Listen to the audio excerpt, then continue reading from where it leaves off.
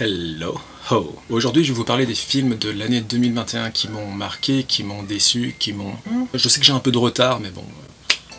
Cette année, j'ai surtout été marqué par un film en particulier qui a plutôt divisé la critique, Eternals de Chloé Zhao. C'est un film qui fait partie du MCU, mais qui lance toutes sortes de codes qui s'en distinguent foncièrement, notamment en ce qui concerne la patte d'autrice. C'est très humain, ça prend son temps, l'ambiance, je l'ai trouvé formidable, les liens qui s'instillent entre les différents membres de cette famille destinée à se déchirer, j'ai trouvé ça formidable. Les séquences d'action sont rares mais très réussies, la bande originale discrète mais impeccable, les décors sont sublimes et quelle substance, quelle âme. En ce qui me concerne, j'aimerais vraiment que par la suite Marvel et Disney continuent à produire ce genre de film tout en évidemment produisant parallèlement les blockbusters que l'on connaît, No Way Home typiquement. Il faut de l'humain, il faut de la prise de risque et il faut des recettes éculées. En ce qui me concerne, Eternals fait résolument partie de mon top 3 favoris du MCU avec Infinity War et WandaVision. Donc pour moi voilà, Eternals c'est le GOAT, c'était la grande surprise, j'aurais jamais pensé être aussi touché par un film Marvel, et pourtant, nous y voilà. Ensuite, au niveau des bons films, j'ai beaucoup apprécié le dernier duel de Ridley Scott, qui a malheureusement pas très bien marché au box-office, ce qui nous a d'ailleurs valu quelques saillies de rage de la part du réalisateur, plus ou moins légitime. Mais voilà, j'ai aimé ce focus sur ce qu'enduraient les femmes au Moyen-Âge, y compris les femmes issues de la haute noblesse, la misogynie infernale des hommes, le patriarcat omniscient, le fait que le récit soit scindé en 3 vérités est très bien pensé, la photographie est vraiment ahurissante, et Jodie Comer est épatante. J'en avais parlé un peu avant, mais No Way Home, donc le dernier Spider-Man, est très bon. Le problème que j'ai avec ce genre de film est que tout est très lissé. L'écriture n'est pas folle, il y a certaines incohérences qui font un peu grimacer. Et surtout, on a du mal à trouver l'inspiration. Il y a beaucoup de passages épiques, il y a beaucoup de passages spectaculaires, mais en termes d'âme, en termes de personnalisation, en termes de créativité, c'est pas la folie. Toujours dans la même ligne du MCU, j'ai beaucoup aimé Shang-Chi et la légende des 10 anneaux. Je l'ai trouvé plus humain que No Way Home, notamment l'histoire assez tragique entre le père et sa fille et son fils. Les séquences d'action sont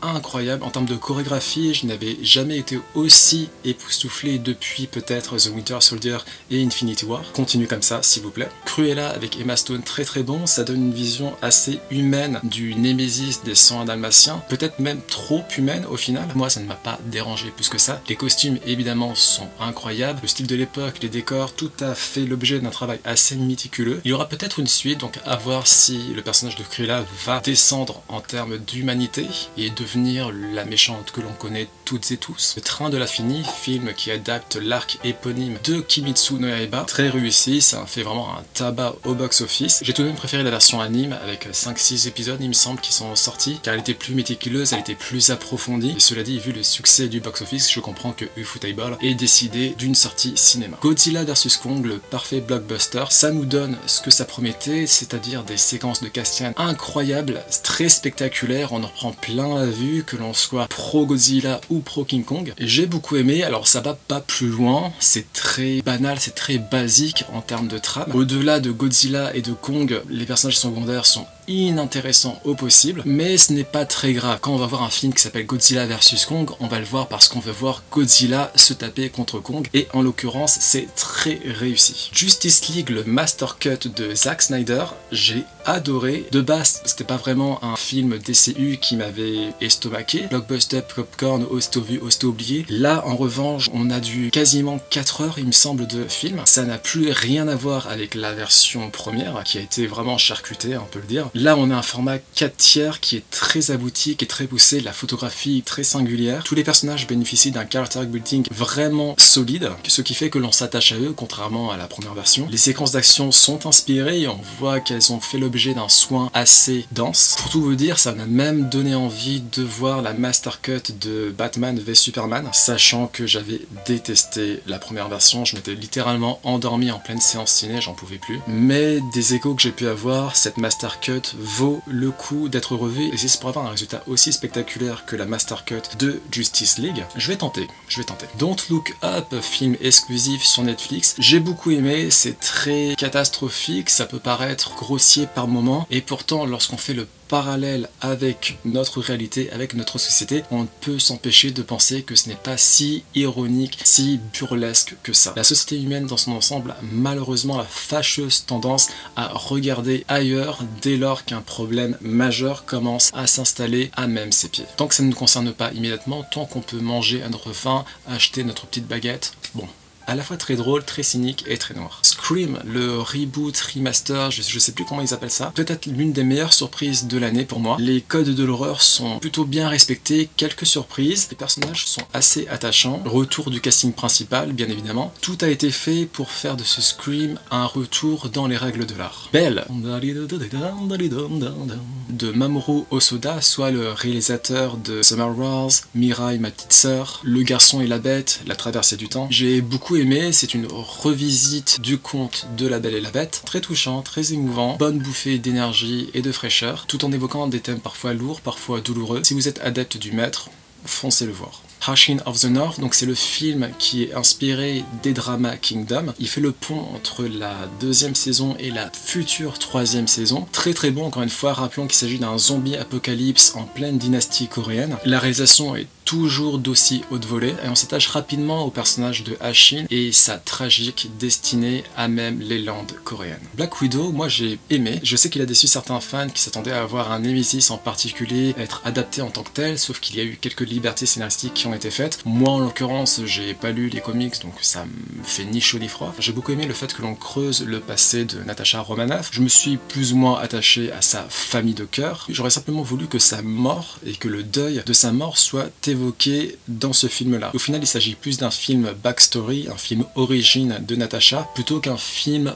hommage. En l'occurrence, la série Hawkeye se charge d'apporter tout l'affect dont on avait besoin eu égard au deuil de Natasha Romanoff. Raya et le dernier dragon, c'est un des derniers Disney. Il est sorti, il me semble, début de l'année 2021. J'ai beaucoup aimé. C'est un bel hommage rendu aux pays d'Asie du Sud-Est. Effectivement, il aurait peut-être fallu que l'on fasse un focus culturel sur un pays en particulier plutôt qu'un conglomérat de pays à l'histoire parfois compliquée, entachée de tragédie, entachée de rivalité, entachée de belliquisme. Est-ce que ça se dit? Je ne sais pas, peut-être. Quoi qu'il en soit, c'est une belle histoire. Le personnage de Raya est très attachant. J'ai cru comprendre qu'ils avaient fait un effort particulier en termes de combat, et ça se voit, en espérant qu'ils continuent dans cette lignée-là. Toujours au niveau Disney, Encanto est très sympathique, très coloré, très musical également, il y a énormément de chansons. Ne parlons pas de Bruno à détrôner, libérer, délivrer, c'est vous dire à quel point c'est un phénomène. Bel hommage rendu à la Colombie. Allez le voir, vous ne devrez pas être déçus pour peu que vous vous attendiez à un film familial, mais profond et attachant et chantonnant. Encanto. Gênant! Ce Kingsman, préquel des deux premiers films Kingsman, toujours aussi sympathique, l'action est très réussie, il y a vraiment un gros focus qui est fait sur les plans en termes de combat, en termes de course-poursuite, en termes de haute voltige. Au niveau de la caméra, des plans séquences sont vraiment très méticuleux, très réussis. Un très bon film d'action, je dirais même une référence en la matière. Coco, le dernier film Pokémon, très sympa, comme d'habitude. Ça fait un petit moment maintenant que la Pokémon Company fait un effort en termes d'écriture, en termes de développement des protagonistes principaux et secondaires. Ça fait le taf, pour peu qu'on soit fan évidemment du Pokémon Universe. Jungle Cruise avec Emily Blunt et Z-Rock, Dwayne Johnson, très marrant, très sympa, donc c'est inspiré de l'attraction éponyme des parcs Disneyland. Ça fait passer le temps, ça évoque parfois des sujets que l'on n'attendait pas forcément au tournant, mais ce n'est pas plus mal. Pour toujours et à jamais, donc le troisième volet qui conclut à tous les garçons que j'ai aimé avec Lana Condor qui est formidable. Ne vous attendez pas à davantage une comédie romantique, mais ceci dit, j'ai trouvé qu'elle était très réussie, assez pertinente, assez attachante également, puis mine de rien assez moderne. Ça tord parfois le coup à certaines idées préconçues, et ce n'est pas plus mal. Et voilà qui conclut le pan des films que j'ai trouvé très sympa. Pour faire une petite hiérarchie, hein, c'est Eternals qui est vraiment là-bas, un gros coup de cœur en dépit des déceptions multiples que ça a engendré. Ensuite, donc les bons films que je viens de vous énumérer. Maintenant, on va passer sur des productions cinématographiques qui sont intrinsèquement bonnes, mais qui ont quand même des défauts qui font que... Et on commence par Matrix Resurrections. J'ai beaucoup apprécié cette volonté méta de Lana Wachowski à tourner en dérision sa propre trilogie, à admettre qu'un quatrième volet n'est là que pour engranger plus de flow, plus d'argent. C'est assumé, c'est plutôt marrant. La réalisation en soi est correcte, sauf que le gros problème, et c'est là où c'est effectivement décevant, comparé à la révolution visuelle qu'a été la première trilogie Matrix, là on ne peut qu'être déçu, c'est plus du tout aussi inspiré qu'avant, c'est plus du tout aussi esthétique, c'est de l'action assez sommaire, il y a quand même beaucoup de coupes, c'est pas très fluide. S'il y a un second volet, j'espère qu'ils feront quand même plus d'efforts en la matière. Conjuring 3, un film d'horreur sympathique, j'ai aimé le focus qui est fait sur Lorraine, il me semble, Lorraine Warren. Ça casse pas trois pattes à un canard, c'est des codes horrifiques qui sont éculés, et quand vous avez l'habitude de voir des films d'horreur, bah, ça vous fait plus vraiment peur. En ce qui me concerne, je préfère vraiment les films d'ambiance comme Hérédité ou Ghostland, très poisseux, très morbide. Là c'est plus du jumpscare et bon. J'ai pas eu peur. En termes de récit, c'était plutôt sympa, notamment le fait que ça soit tiré d'un fait divers. J'ai cru comprendre que les époux Warren avaient tenté à l'époque de faire prouver à un jury que si ils admettent en début de procès l'existence de Dieu, pourquoi ne pas admettre l'existence du mal, sachant que la personne qu'ils défendaient avait tué quelqu'un et, dans sa défense, estimé avoir été possédé par le diable. Sans un bruit 2, en soi, la suite n'est pas vraiment justifiée. Le premier film était parfait en soi, avec un bon concept. Le fait d'introduire des monstres aveugles mais qui sont très doués en termes de reconnaissance spatiale. Il s'agit donc de ne faire aucun bruit au risque de se faire dévorer très rapidement. La suite n'était pas nécessaire, mais en soi on passe un bon moment. Notez que le film est réalisé par John Krasinski, le mari de Emily Blunt. C'est très décevant pour moi, je pensais qu'il était resté avec Pam, il faisait plutôt un bon couple, j'espère qu'elle va bien.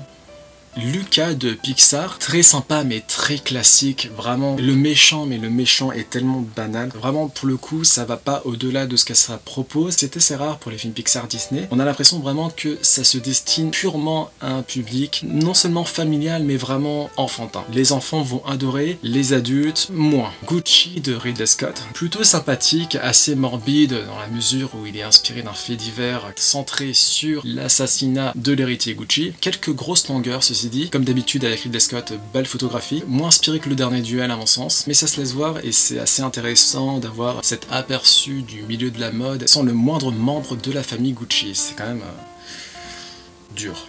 Enfin Dune de Denis Villeneuve, c'est un film assez incroyable en matière de photographie, en matière de décor, en matière d'univers, en matière de couleurs, la bande originale notamment, en termes d'ambiance. Le gros problème pour moi c'est l'intensité émotionnelle, je ne me suis à aucun moment attaché aux différents personnages, peut-être éventuellement le personnage de la mère mais pas tant que ça non plus. Du coup, fatalement, les grosses longueurs qui sont présentes dans l'œuvre m'ont assommé, j'en étais vraiment à quasiment m'endormir en pleine séance, c'était assez éprouvant. Les séquences d'action, je ne les ai pas vraiment trouvées réussies, je ne les ai pas trouvées inspirées. On a l'impression qu'elles sont balayées d'un revers de la main, c'est assez mou. Mais voilà, je ne peux que m'incliner face au visuel, face à ce monument cinématographique qu'est Dune. Malheureusement, je ne suis pas entré émotionnellement dedans et je suis un peu passé à côté, c'est triste à dire, mais c'est comme ça. Enfin, les déceptions, il y en a eu quelques-unes, mais pas tant que ça. Wonder Woman 1984, en soi ça partait bien, la jeunesse de Diana notamment était plutôt bien développé, on avait envie d'en savoir plus. Le méchant initialement était intéressant, et puis si vous voulez, à partir de la deuxième moitié, tout commence à foutre le camp, on a l'impression qu'il n'avait plus de récit, il y a eu une sorte de grève des scénaristes, je ne sais pas ce qui s'est passé, ça devient assez rocambolesque, ça devient assez plat, ça devient très fade, de pire en pire, et à la fin vraiment on se retrouve avec une sorte de grand n'importe quoi, tout ça pour ça vraiment, et quand j'y pense, je crois que c'était ma seule grosse déception.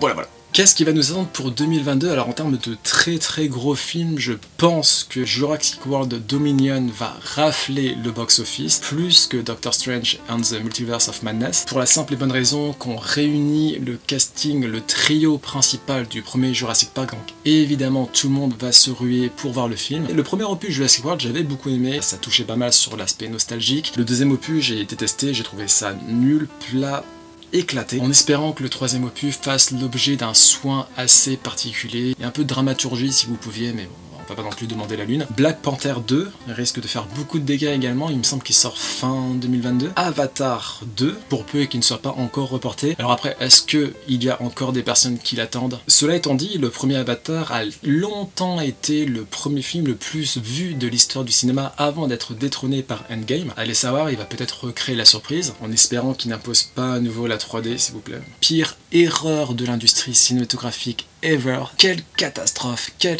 catastrophe. The Batman, donc, est déjà sorti et que j'ai déjà vu et que j'ai adoré. C'est un de mes Batman préférés aux côtés de The Dark Knight et Batman le défi de Tim Burton. La photographie est sublimissime. La meilleure photographie Batman à mon sens. Le meilleur Bruce Wayne à mon sens. La meilleure Catwoman à mon sens. Il répète ça au moins 20 fois.